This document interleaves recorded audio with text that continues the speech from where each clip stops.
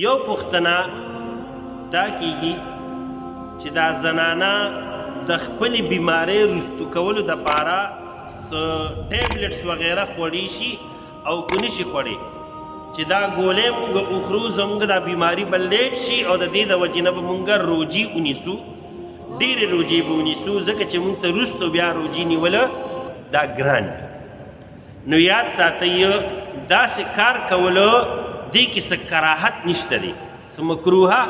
نه دي خو یاد ساتئ الله جل شانه د دې څیز ترغیب نه دی ورکړی شریعت کې هم د دې څیز ترغیب نشته دی چې تاسو دا خپل مقرره چې کومه بیماري ده دا تاسو لیټ کوئ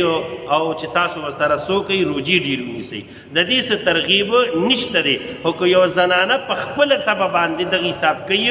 نو دا بلا کراهت جایز دی. دویمه مسله بعضې زنانه هغه امیدوارې وي هغې وي چې یاره مونږ ته په روژه نیولو کې ډېر زیات تکلیف وي. یاد ساتئ